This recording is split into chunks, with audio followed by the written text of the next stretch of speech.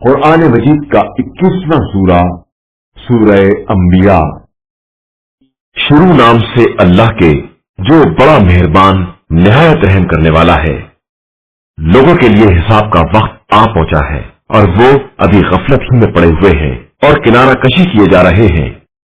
ان کے پاس ان کے پروردگار کی طرف سے کوئی نئی یاد دہانی نہیں آتی ہے مگر یہ کہ کان لگا کر سن لیتے ہیں اور پھر کھیل تماشے میں لگ جاتے ہیں۔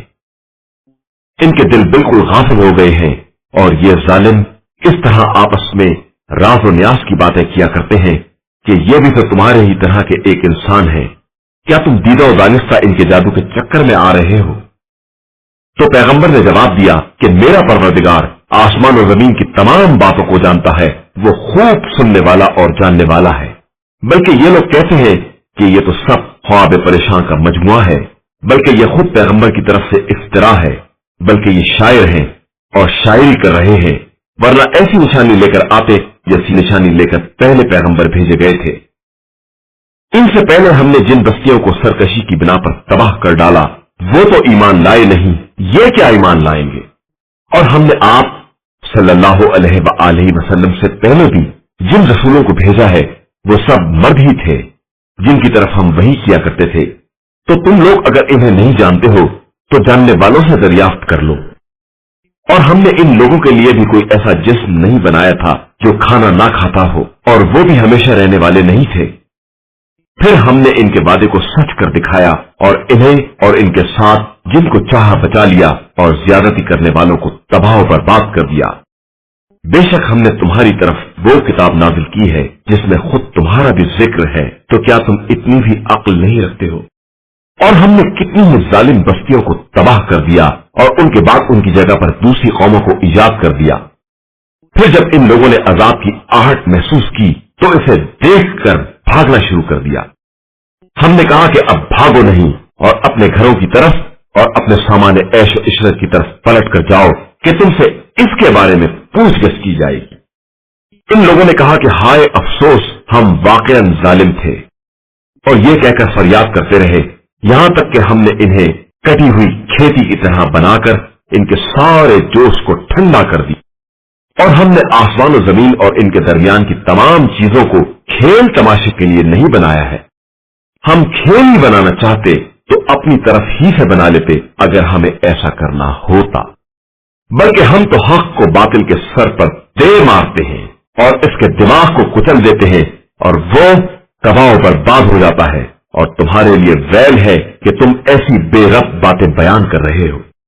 اور اسی خدا کے لیے زمین و آسمان کی کل کائنات ہے، اور جو افراد اس کی بارگاہ میں ہیں وہ نہ اس کی عبادت سے اکڑ کر انکار کرتے ہیں اور نہ تھکتے ہیں، دن رات اسی کی تسبیح کرتے ہیں اور سستی کا بھی شکار نہیں ہوتے ہیں۔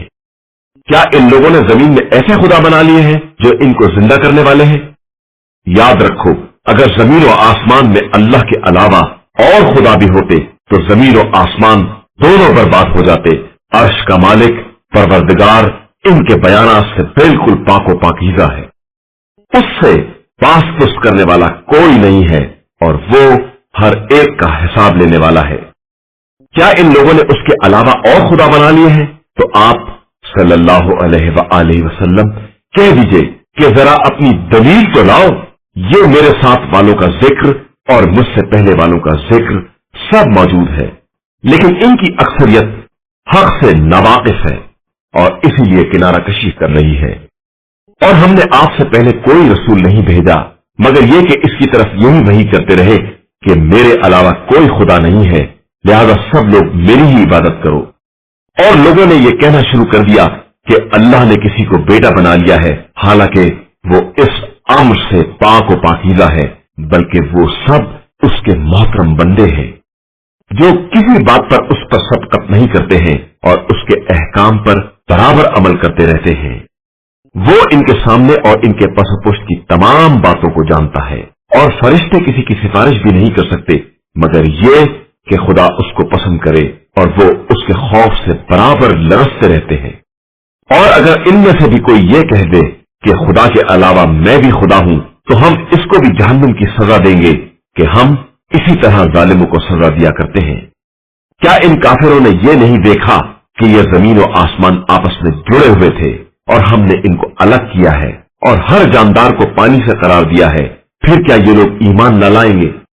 और हमने जमीन में पहाड़ करार दिए हैं कि वो इन लोगों को लेकर किसी तरफ झुक न जाए, और फिर इसमें वसी तर रास्ते करार दिए हैं कि इस तरह ये मंजिल मकसूद तक पहुंच सके।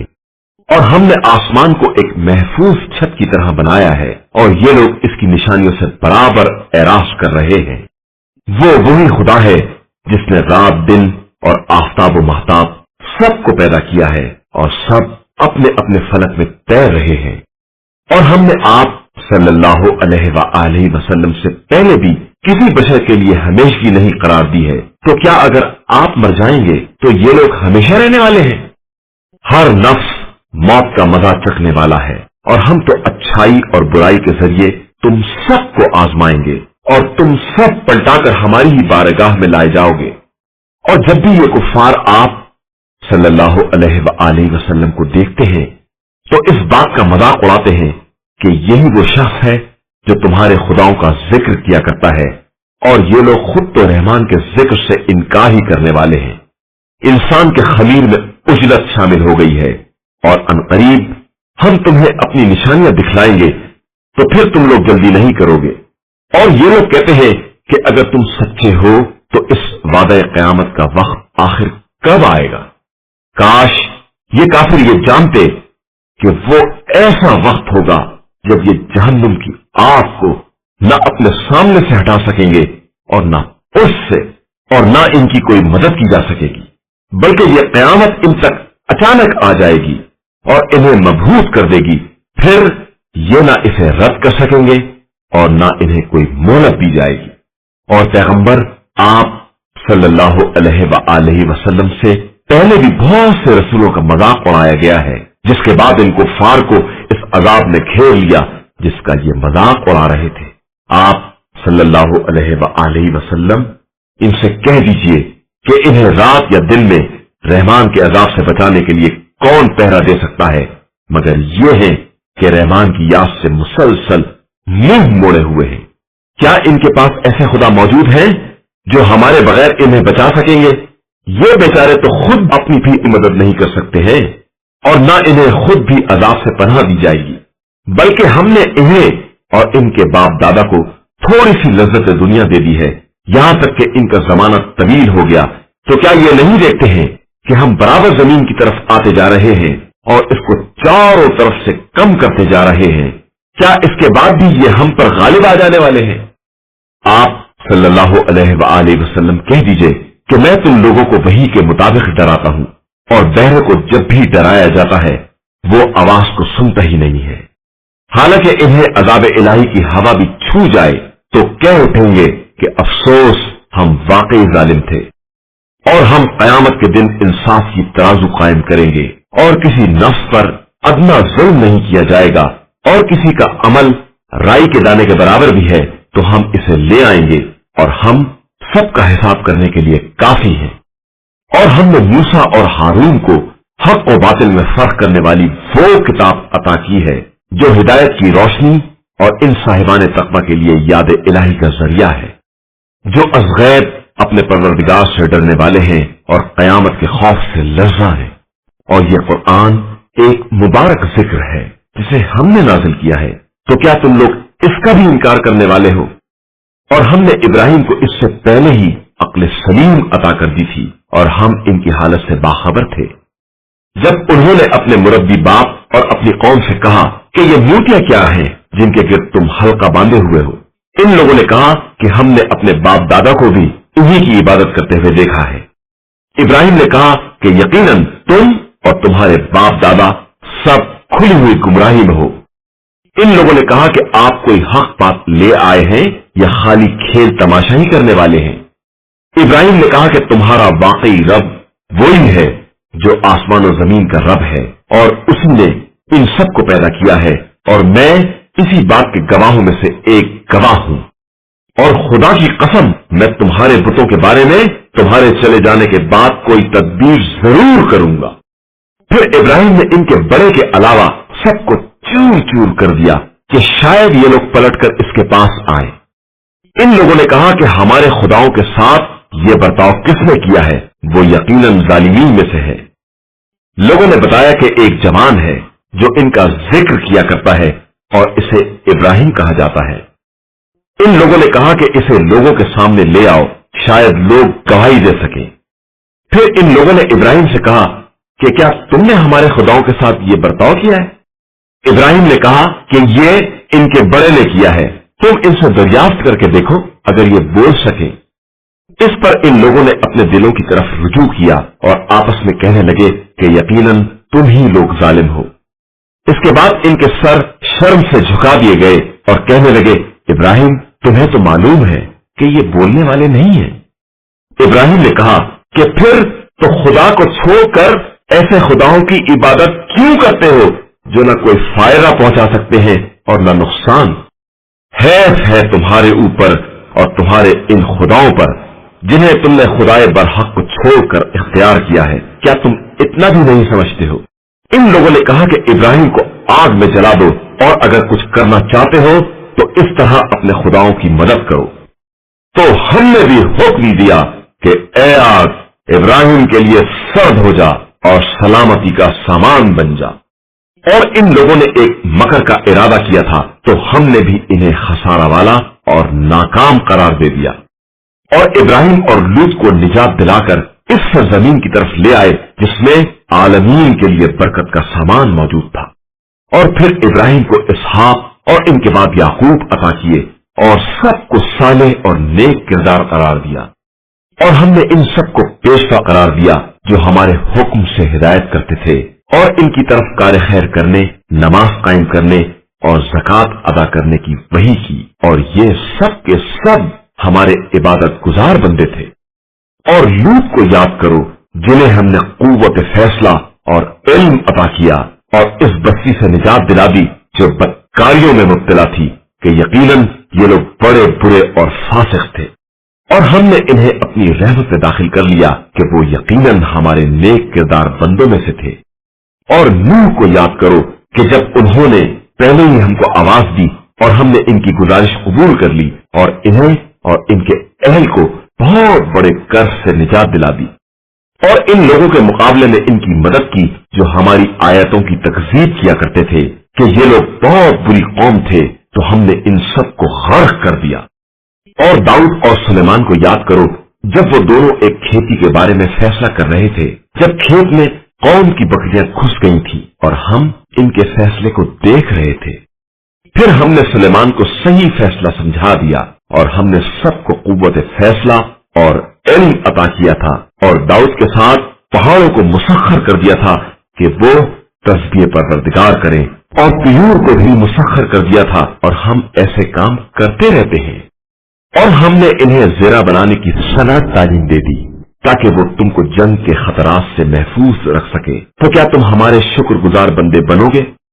اور سلیمان کے لیے تیز و تند ہواؤں کو مسخر کر دیا جو ان کے حکم سے اس سرزمین کی طرف چلتی تھی جس میں ہم نے برکتیں رکھی تھی، اور ہم ہر شے کے جاننے والے ہیں۔ اور بعض جنات کو بھی مسخر کر دیا جو سمندر میں غوطے لگایا کرتے تھے، اور اس کے علاوہ دوسرے کام بھی انجام دیا کرتے تھے، اور ہم ان سب کے نگہبان تھے۔ اور ایوب کو یاد کرو جب انہوں نے اپنے پروردگار کو پکارا کہ مجھے بیماری نے چھو لیا ہے اور تو بہترین رحم کرنے والا ہے، تو ہم نے ان کی دعا کو قبول کر لیا اور ان کی بیماری کو دور کر دیا، اور انہیں ان کے اہل و عیال دے دیے، اور ویسے ہی اور بھی دے دیے کہ یہ ہماری طرف سے خاص مہربانی تھی، اور یہ عبادت گزار بندوں کے لیے ایک یاد دہانی ہے۔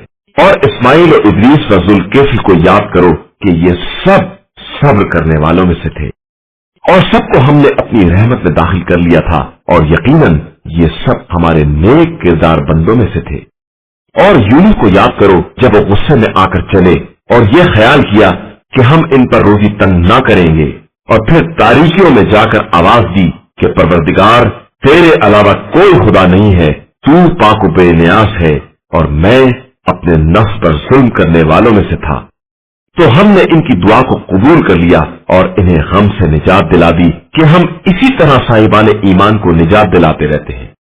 اور زکریا کو یاد کرو کہ جب انہوں نے اپنے رب کو پکارا کہ پروردگار مجھے اکیلا نہ چھوڑ دینا کہ تو تمام وارثوں سے بہتر وارث ہے، تو ہم نے ان کی دعا کو بھی قبول کر لیا اور انہیں یحییٰ جیسا فرزند عطا کر دیا اور ان کی زوجہ کو صالحہ بنا دیا کہ یہ تمام وہ لوگ تھے جو نیکیوں کی طرف سبقت کرنے والے تھے اور رغبت اور خوف کے ہر عالم میں ہم ہی کو پکارنے والے تھے اور ہماری بارگاہ میں گڑ گڑا کر التجا کرنے والے بندے تھے۔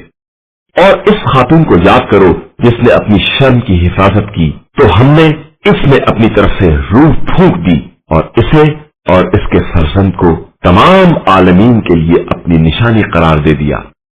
بے شک یہ تمہارا دین ایک ہی دین اسلام ہے اور میں تم سب کا پروردگار ہوں، لہذا میری ہی عبادت کیا کرو۔ اور ان لوگوں نے تو اپنے دین کو بھی آپس میں ٹکڑے ٹکڑے کر لیا ہے، حالانکہ یہ سب پلٹ کر ہماری ہی بارگاہ میں آنے والے ہیں۔ پھر جو شخص صاحب ایمان رہ کر نیک عمل کرے گا اس کی کوشش برباد نہ ہوگی اور ہم اس کی کوشش کو برابر لکھ رہے ہیں۔ اور جس بستی کو ہم نے تباہ کر دیا ہے اس کے لیے بھی ناممکن ہے کہ قیامت کے دن ہمارے پاس پلٹ کر نہ آئے، یہاں تک کہ جب یاجوج و ماجوج آزاد کر دیے جائیں گے اور زمین کی ہر بلندی سے دوڑتے ہوئے نکل پڑیں گے اور اللہ کا سچا وعدہ قریب آ جائے گا تو سب دیکھیں گے کہ کفار کی آنکھیں پتھرا گئی ہیں اور وہ کہہ رہے ہیں کہ وائے برحال ماں، ہم اس طرف سے بالکل غفلت میں پڑے ہوئے تھے بلکہ ہم اپنے نفس پر ظلم کرنے والے تھے۔ یاد رکھو کہ تم لوگ خود اور جن چیزوں کی تم پرستش کر رہے ہو سب کو جہنم کا ایندھن بنایا جائے گا اور تم سب اسی میں وارد ہونے والے ہو۔ اگر یہ سب واقعاً خدا ہوتے تو کبھی جہنم میں وارد نہ ہوتے، حالانکہ یہ سب اسی میں ہمیشہ ہمیشہ رہنے والے ہیں۔ جہنم میں ان کے لیے چیخ و پکار ہوگی اور وہ کسی کی بات سننے کے قابل نہ ہوں گے۔ بے شک جن لوگوں کے حق میں ہماری طرف سے پہلے ہی نیکی مقدر ہو چکی ہے وہ اس جہنم سے دور رکھے جائیں گے اور اس کی بھنک بھی نہ سنیں گے اور اپنی حسب خواہش نعمتوں میں ہمیشہ ہمیشہ آرام سے رہیں گے۔ انہیں قیامت کا بڑے سے بڑا ہولناک منظر بھی رنجیدہ نہ کر سکے گا اور ان سے ملائکہ اس طرح ملاقات کریں گے کہ یہی وہ دن ہے جس کا تم سے وعدہ کیا گیا تھا۔ اس دن ہم تمام آسمانوں کو اس طرح لپیٹ دیں گے جس طرح خطوں کا تومار لپیٹا جاتا ہے، اور جس طرح ہم نے تخلیق کی ابتدا کی ہے اسی طرح انہیں واپس بھی لے آئیں گے۔ یہ ہمارے ذمے ایک وعدہ ہے جس پر ہم بہر حال عمل کرنے والے ہیں۔ اور ہم نے ذکر کے بعد زبور میں بھی لکھ دیا ہے کہ ہماری زمین کے وارث ہمارے نیک بندے ہی ہوں گے۔ یقیناً اس میں عبادت گزار قوم کے لیے ایک پیغام ہے، اور ہم نے آپ صلی اللہ علیہ وآلہ وسلم کو عالمین کے لیے صرف رحمت بنا کر بھیجا ہے۔ آپ صلی اللہ علیہ وآلہ وسلم کہہ دیجئے کہ ہماری طرف صرف یہ وحی آتی ہے کہ تمہارا خدا ایک ہے، تو کیا تم اسلام لانے والے ہو؟